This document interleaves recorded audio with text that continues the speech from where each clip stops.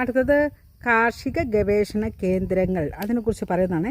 പരിസ്ഥിതിക്ക് ദോഷകരമല്ലാത്ത രീതിയിൽ ഉയർന്ന നിലവാരമുള്ളതും സുരക്ഷിതവുമായ കാർഷിക ഉൽപ്പന്നങ്ങൾ ഉറപ്പാക്കുക, അതിലൂടെ വ്യാവസായികമായ സാധ്യതകളെ വളർത്തുക എന്ന ലക്ഷ്യത്തോടെയാണ് ഈ കാർഷിക ഗവേഷണ കേന്ദ്രങ്ങൾ തുറന്നിട്ടുള്ളത്.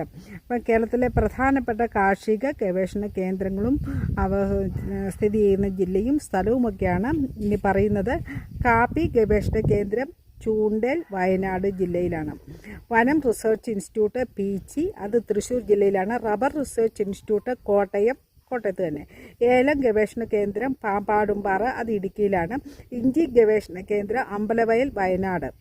പുൽത്തൈല ഗവേഷണ കേന്ദ്രം ഓടക്കാലി എറണാകുളം. നെല്ല് ഗവേഷണ കേന്ദ്രം അത് വൈറ്റില, കായംകുളം, പട്ടാമ്പി, മങ്കൊമ്പ്. അപ്പോൾ വൈറ്റില അത് എറണാകുളമാണ്, കായംകുളം ആലപ്പുഴ, പട്ടാമ്പി പാലക്കാട്, മങ്കൊമ്പ് ആലപ്പുഴ. ഇത് നെല്ല് ഗവേഷണവുമായി ബന്ധപ്പെട്ടാണ് ഇപ്പം പറഞ്ഞത്. അടുത്തത് ഏത്തവാഴ ഗവേഷണ കേന്ദ്രം കണ്ണാറ തൃശ്ശൂർ. കരിമ്പ് ഗവേഷണ കേന്ദ്രം തിരുവല്ല, അത് പത്തനംതിട്ട ജില്ലയിലെ. മേനോൻപാറ, അത് പാലക്കാട് ജില്ലയിലാണ്.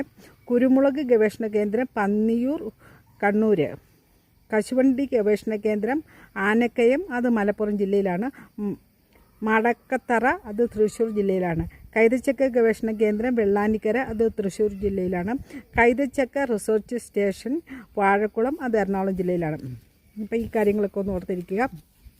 കൂടാതെ കാർഷിക കൂട്ടായ്മകൾ കർഷകരെ സാമ്പത്തികമായി ശക്തിപ്പെടുത്തുക എന്ന ഉദ്ദേശത്തോടു കൂടിയാണ് കർഷക കൂട്ടായ്മകൾ രൂപീകരിച്ചത്. കേരള സംസ്ഥാന സഹകരണ കൃഷി ഗ്രാമവികസന ബാങ്ക്, ഇത് കേരളത്തിലെ ഒരു സഹകരണ കാർഷിക ഗ്രാമവികസന ബാങ്കാണ്.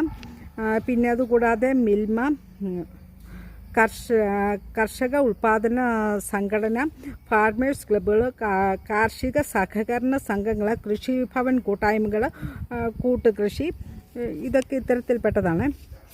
അടുത്തത് ശാസ്ത്രീയ കൃഷികൾ. അപ്പം ഈ പരമ്പരാഗത രീതികളും ആധുനിക രീതികളുമൊക്കെ കേരളത്തിൽ നിലവിലുണ്ട്.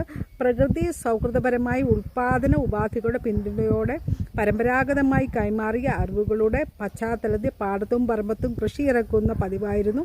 അപ്പം പിന്നീട് ശാസ്ത്രീയ രീതിയിലേക്ക് സാങ്കേതികവിദ്യയൊക്കെ ഉപയോഗിച്ച് മാറിയതിനെക്കുറിച്ചൊക്കെ ഇവിടെ പറയുന്നുണ്ട്. കൃഷിയിടങ്ങളിലെ യന്ത്രവൽക്കരണം, അത് കലപ്പ, കാള, നുകം എന്നിവയുടെ സ്ഥാനത്ത് ട്രാക്ടറും തെങ്ങുകയറ്റി യന്ത്രവും ഒക്കെ വന്നതിനെക്കുറിച്ചൊക്കെ ഇവിടെ സൂചിപ്പിക്കുന്നുണ്ട്. പിന്നെ ജീവാണു വളങ്ങൾ, അത് പിന്നെ അക്വാപോണിക്സ്